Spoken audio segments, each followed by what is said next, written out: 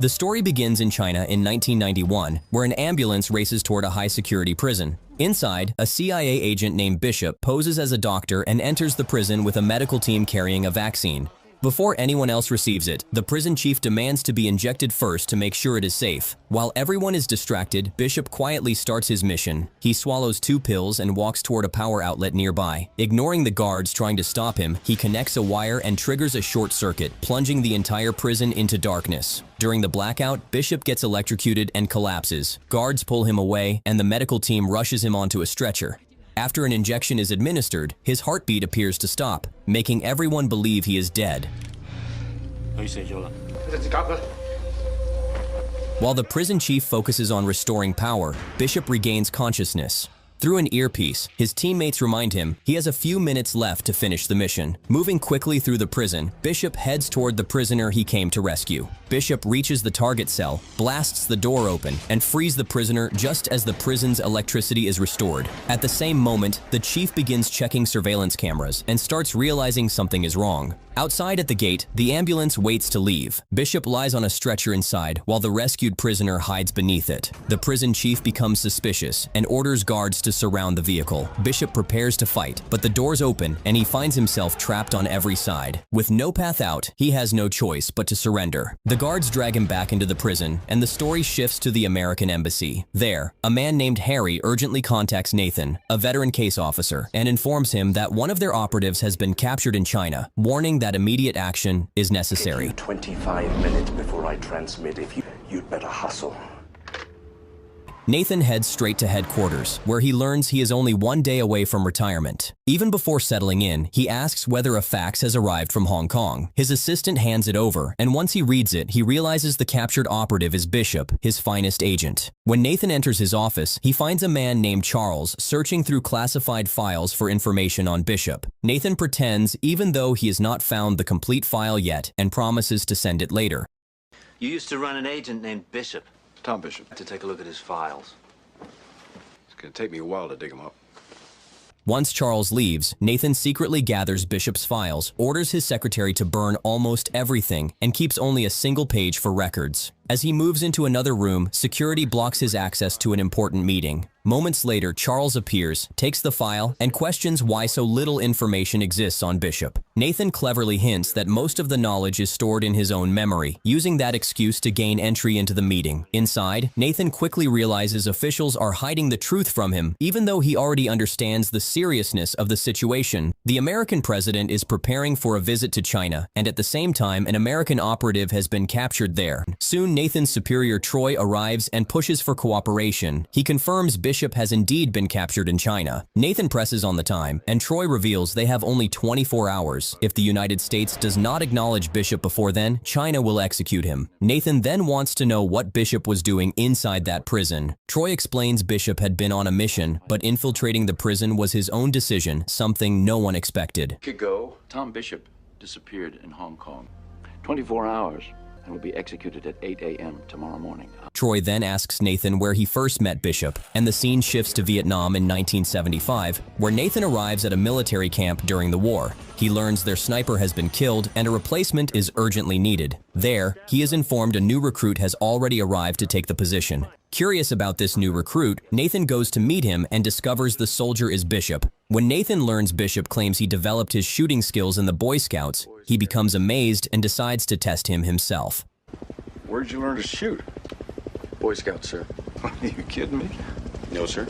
Nathan gives Bishop a mission involving a Laotian army officer who is expected to arrive the next morning. Bishop accepts the mission and moves into position with his partner. Soon the enemy appears in Bishop's scope. But just before he pulls the trigger, a helicopter enters the area. They realize firing now could expose their location and lead to certain death. As tension rises and the helicopter moves closer, Bishop finds the perfect moment and takes the shot, killing the target instantly. The helicopter immediately opens fire on them. While escaping through heavy gunfire, Bishop's partner is hit in the leg and can no longer run. Instead of abandoning him, Bishop lifts his wounded partner and carries him into the bushes. Even while under pressure, he takes another shot, kills the helicopter pilot, and sends the aircraft crashing down. Once the danger passes, Nathan arrives and finds both operatives alive. What impresses him most is not just Bishop's skill, but the fact that he refuses to leave his partner behind. The story story then returns to the present, where officials begin questioning Nathan about whether he had authorization to eliminate Laotian army officer. Nathan brushes aside those concerns, believing the real issue is rescuing Bishop. During the meeting, he receives word from his secretary that his office is being searched. Nathan returns to the room and pretends he has suddenly remembered where Bishop's file might be. Back in his office, he retrieves the contact number of a man named Gibson. Nathan secretly urges him in Hong Kong to leak news of the captured CIA agent to the media. CIA operative caught in the act of espionage.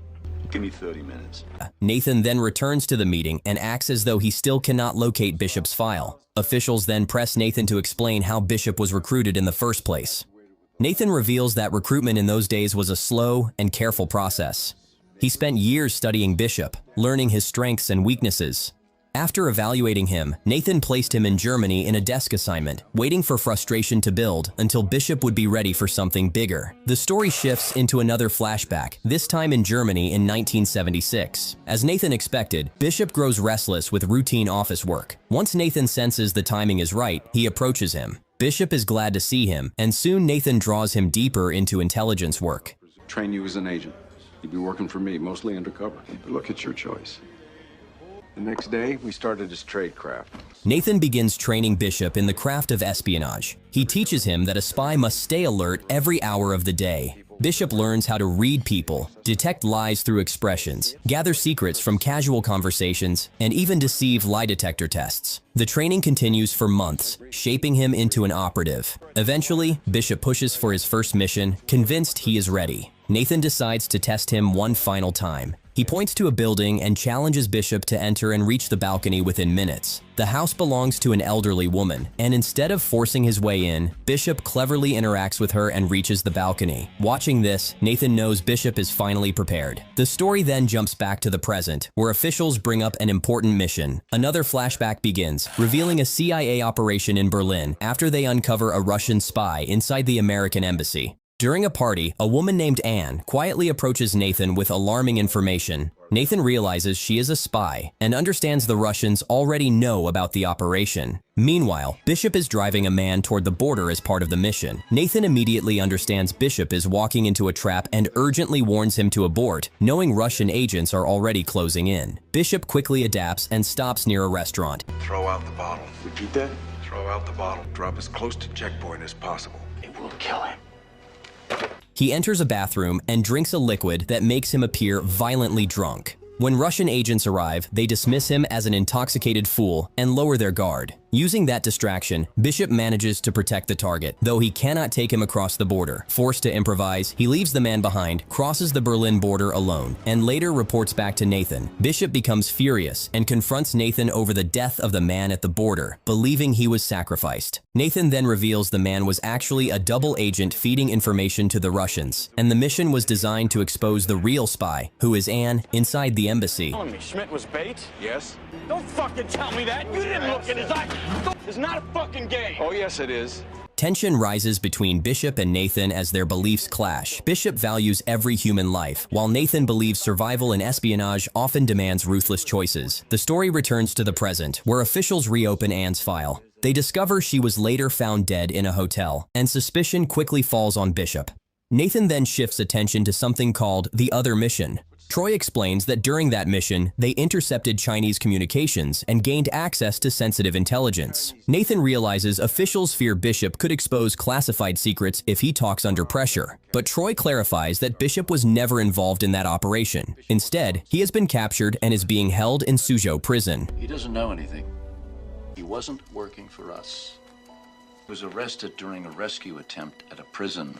The moment Nathan hears the prison's name, everything starts making sense. He suddenly understands why Bishop entered that prison and whom he intended to rescue. At the same time, word spreads that news of Bishop's arrest has leaked to the media. Many inside the agency suspect Nathan caused the leak to pressure the CIA into saving him. Nathan believes his plan is working, but he soon discovers the agency has publicly claimed that China is lying and insists Bishop actually died 14 months earlier. The move shocks Nathan and forces him to act faster. Rumors that Tom Bishop, an alleged CIA operative. Tom Bishop died 14 months ago.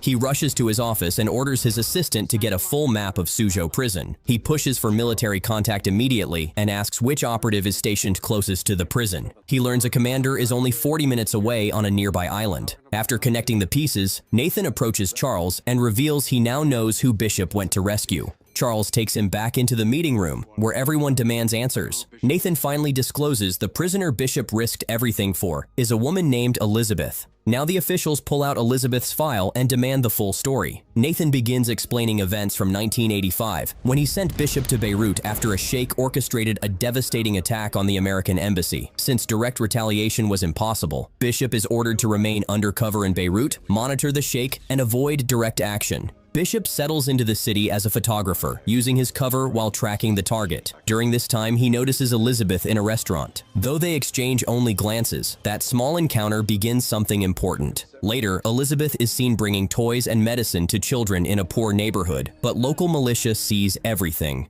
Bishop witnesses this and uses his connections to recover the supplies. The children receive the aid, and Bishop photographs Elizabeth sharing the gifts. Through moments like these, a bond slowly grows between them. However, Bishop has another reason for being there. In the same neighborhood lives a doctor named Ahmed, who also serves as the sheikh's personal physician. Bishop approaches Ahmed, builds trust with him, and over time, they become close.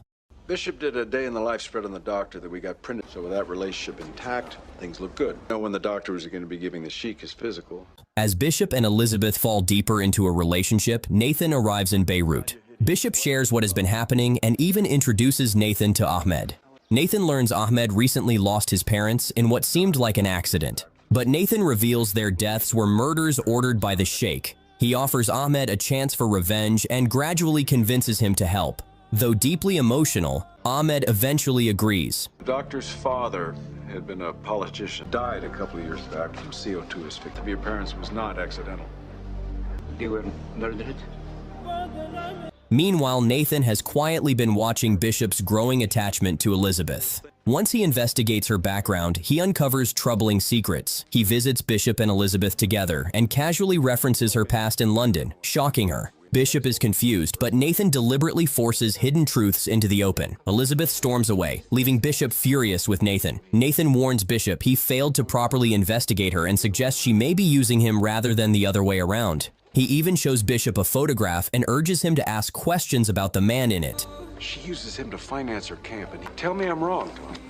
Bishop confronts Elizabeth with the photo, and she explains the man runs an organization that helps fund her humanitarian work. Then she reveals the truth about her past. She was once part of a human rights group involved in a bombing in China. They never intended to kill civilians, but many people died, and she has been hunted ever since. She also exposes Bishop's own deception, revealing she never even knew his real identity, and walks away. Bishop turns his anger back toward Nathan, demanding why he interfered. Nathan then reveals why Elizabeth is so dangerous. Among those killed in the bombing was the son of a powerful Chinese ruler, and since that day, Chinese authorities have never stopped searching for her. The story moves into another flashback as Nathan and Bishop meet Ahmed again and hand him a deadly serum. They instruct him to use it on the sheikh, assuring him the target will die within 24 hours. Ahmed takes the serum and leaves, knowing he will see the sheikh again in 4 days. But Nathan does not rely on one plan alone. While waiting, he quietly prepares a backup strategy in case Ahmed fails. He reaches out to the sheikh's enemies within the Lebanese militia and secretly outlines a second assassination plan. Meanwhile, Bishop is supposed to keep watch on Ahmed, but his emotions begin to interfere with the mission. He goes back to Elizabeth and finally reveals the truth about who he really is and what he has been doing. After learning everything, Elizabeth forgives him, and the two reconnect. The next day, violence breaks out across the city. Heavy fighting erupts, civilians are wounded everywhere, and chaos spreads through the streets. Ahmed rushes to treat the injured, but this is also the exact moment he is supposed to meet the sheikh. Nathan sees this as a failure and believes Bishop has let the mission collapse. Nathan heads to the place where Ahmed is helping the wounded, but instead of waiting any longer, he activates a backup plan. He contacts the Lebanese militia, who already know the sheikh is staying in a nearby hotel.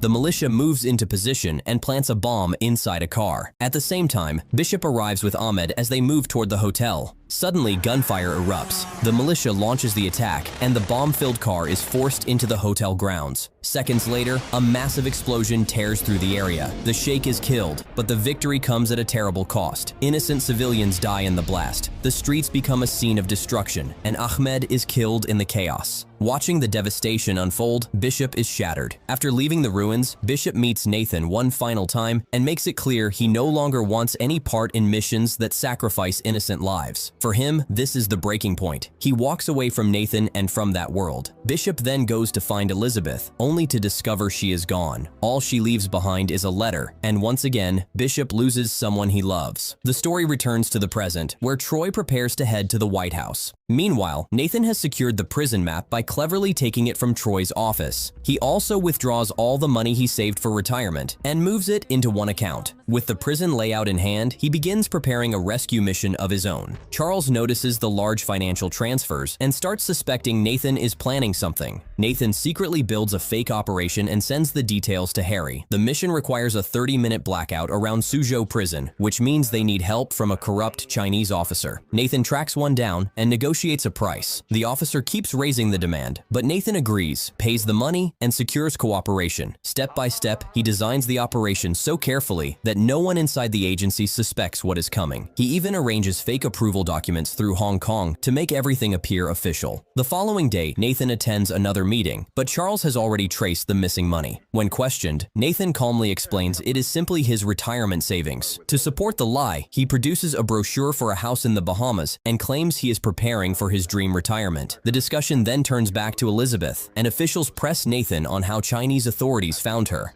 At this point, Nathan reveals the painful truth. He realized years ago Bishop was ready to throw away his life for Elizabeth. Nathan admits Bishop is one of the finest agents he has ever known. He confesses he once made a deal with Chinese authorities, trading Elizabeth in exchange for the release of an American agent. At the time, he believed Bishop would move on eventually, but he never imagined Bishop would risk everything to go back for her. Now Nathan carries deep regret, knowing his decision led both Elizabeth and Bishop into prison. Then Nathan receives a call from his secretary and learns Commander Willie has received all instructions and helicopters are already moving toward the prison. Right on schedule, the prison suddenly loses the electricity again. In the confusion, 2 helicopters sweep over the prison. Before guards understand what is happening, the rescue team drops in and moves fast. Bishop is pulled out during the operation and brought aboard a helicopter. At first, he believes only he has been rescued, but then he sees Elizabeth inside. Elsewhere, Troy approaches Nathan and apologizes, pretending there is no way to save Bishop. He advises Nathan to forget everything and enjoy retirement. Inside the helicopter, the pilot announces that Operation Dinner Out is complete. Bishop recognizes it as a phrase once shared with Nathan and instantly understands who made this rescue possible. Back at headquarters, officials receive reports that something has happened near the Chinese prison. In that moment, they realize Nathan has outplayed them all, and there is nothing left they can do to stop it. Make sure to subscribe and turn on notifications so you can watch more videos like this. Thanks for watching.